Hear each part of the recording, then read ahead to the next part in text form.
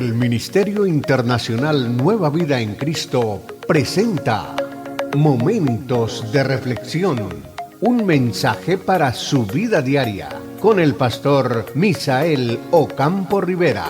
Bienvenidos. Hola amigos, cordialísimo saludo, bienvenidos a la reflexión en el día de hoy.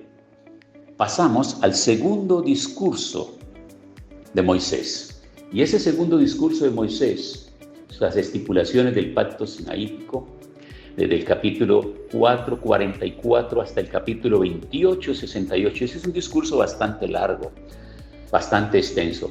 Él va a hablar de los elementos básicos de la relación de Israel con el Señor, de los 10 mandamientos, del compromiso total con el Señor, de la separación de los dioses de otras naciones.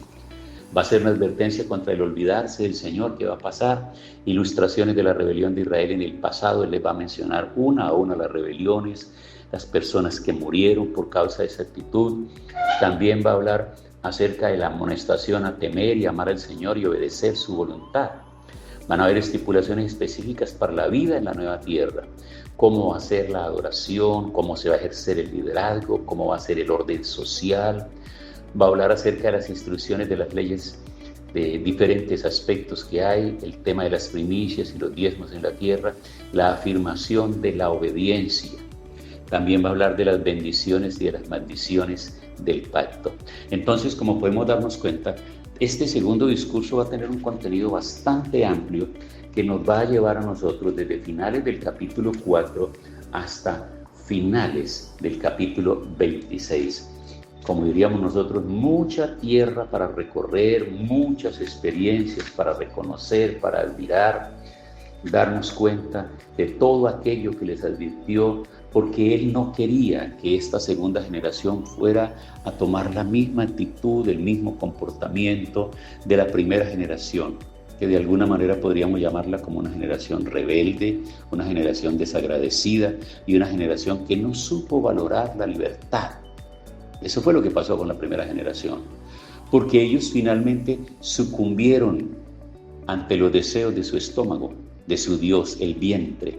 Sucumbieron por las necesidades, porque murmuraban por falta de agua, murmuraban por falta de comida, esas olladas de comida que quedaron de carne, de cebollas, de ajos, que dejaron atrás en Egipto, porque ahora Dios mismo se estaba encargando de darles una dieta exquisita, liviana, fina, para paladar fino, para personas de gusto, porque era un pan que venía directamente del cielo, que todos los días ellos tenían que recoger y que hubo leyes específicas acerca de eso.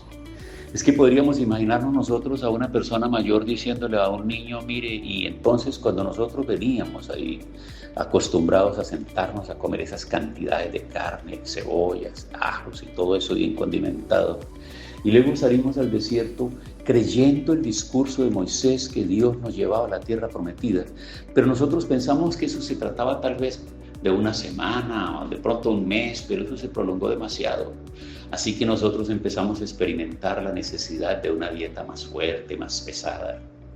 Lo decía yo en alguna reflexión ya, que haciendo como una comparación con el ánimo de, obviamente con el demasiado cuidado y para poderlo decir así, como aquella gente que labora en el campo que tiene que comer grandes cantidades de comida porque su trabajo es muy fuerte, la gente que hace trabajo material, ellos tienen que comer cosas más fuertes, más pesadas, platos más llenos y muchas cosas ahí que les den la fuerza que ellos necesitan para el tipo de actividades que quieren hacer, que necesitan hacer, que no será lo mismo la dieta de un oficinista, de una persona que está sentado todo el día en un escritorio frente a un computador, ¿ve?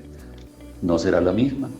Entonces, en este caso, estamos imaginándonos nosotros a un abuelo contándole a los muchachos, a los jóvenes, a los niños y a los adolescentes, y respondiendo preguntas, porque entonces ellos le harían preguntas como tales, por ejemplo, abuelo, entonces, ¿cómo era la comida de ustedes en el desierto? ¿Cómo era la comida de ustedes en el desierto? Y ese abuelo le diría, bueno, teníamos que levantarnos muy temprano, llevar una vasija y traer una porción suficiente para todos los de la casa, para que todos comiesen. Ninguno quedase sin porción, pero no se podía guardar para el día siguiente, excepto la del día viernes. porque al día sábado, que era el día de reposo tradicional del Antiguo Testamento, ellos no podían salir a recoger alimentos porque se consideraba como trabajo. Esa era la única excepción, hijos, nietos preciosos, diría el abuelo. Nosotros, el día domingo, el día lunes, el día martes, el día miércoles, el día jueves, teníamos que recoger estrictamente la porción de acuerdo al número de personas de cada casa. Y nunca faltaba ni sobraba. Y quiero contarles que hubo algunos desobedientes que no creyeron eso. Y entonces el primer día fueron y trajeron el doble de la porción, con el ánimo del día siguiente no madrugar a recoger. ¿Y saben qué pasó, hijos? ¿Qué, abuelo? ¿Qué pasó? ¿Cómo les parece que al día siguiente, cuando ellos fueron a buscar en las vasijas, esa comida había echado gusanos? Uy, gas, diría ese niño, ¿no? Gas, qué fastidio. ¿Cómo así, abuelo? ¿Y por qué? Por la desobediencia, porque la orden era recoger exclusivamente la porción del día para toda la familia, no podían dejar nada para el otro día. Así que esas familias que fueron desobedientes ese día se quedaron sin porción, porque los demás no podían darle lo que han recogido porque era exclusivamente para él y su casa. Y si se ponía a repartirle a los desobedientes, entonces quedaban todos con hambre. ¿Ve?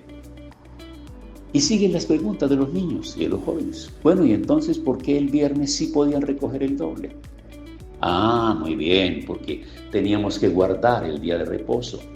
Y el día de reposo correspondía al séptimo día, es decir, al día sábado. De manera que ese día no podíamos trabajar, no podíamos salir al campo, teníamos que permanecer todos en nuestras carpas, ahí refugiados, en actitud de adoración, cantando, compartiendo y guardando y dando el alimento que se había recogido. Interesante todo esto, ¿verdad? Bueno, en el capítulo 7, recuerde que este segundo discurso abarca prácticamente todo el libro. Les habla acerca de la advertencia contra la idolatría de Canaán.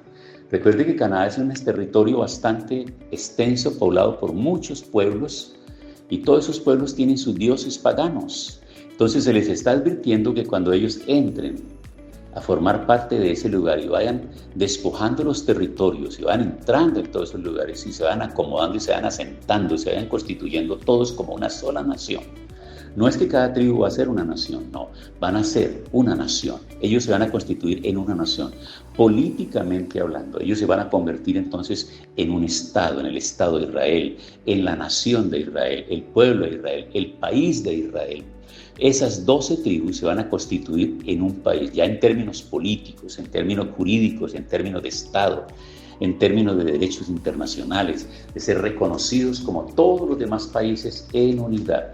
Ya ustedes saben que los países están conformados por familias y familias por todos los lados, y en todos los territorios hay personas, y esas personas son familiares entre sí, luego se van a otros lugares y otros llegan ahí, pero siempre todo está conformado por familias. Esporádicamente, excepcionalmente hay personas que no tengan familia donde viven, pero ahí vienen las amistades y los amigos. Pero ¿qué sucedía entonces ahora? La recomendación tenía que ver con el hecho de que ellos no podían cometer el error de sus antepasados.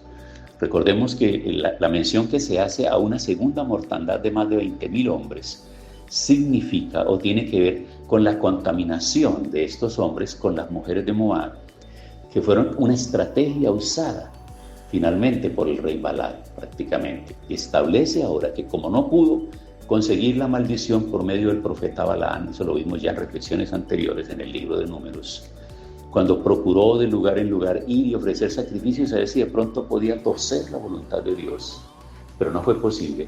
Entonces finalmente, cuando el pueblo de Israel se aproxima a los campos de Moab, entonces las hermosas mujeres moabitas ahora están a disposición de los hombres judíos, de los hombres hebreos, quienes se van y se acuestan con ellas, y ellas entonces los seducen a la idolatría, para que estos hombres se vuelvan adoradores de sus ídolos, de los ídolos que había en su territorio.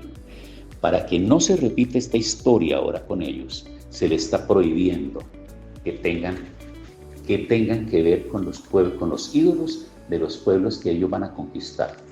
porque Él necesita un pueblo santo, porque tú eres un pueblo santo para Jehová tu Dios, porque Él es santo. Igualmente en el discurso se extiende para hablar acerca de las diferentes clases de leyes que existen. Igualmente va a hablarles acerca de las bendiciones y de las maldiciones, la clasificación de las leyes, les va a hablar de los diezmos y de las primicias, de cómo ellos tienen que mantener todo esto. De manera que este segundo discurso, como lo decía al comienzo, abarca prácticamente la gran mayoría del libro de Deuteronomio. Tiempo para orar. Señor, gracias te damos en el día de hoy por esta palabra. Te agradecemos tu favor y tu misericordia. Enséñanos cada día a ser obedientes y a ser dóciles a tu palabra, al consejo tuyo, al consejo divino. Enséñanos la obediencia como el camino de la bendición. Gracias en el nombre de Jesús. Amén.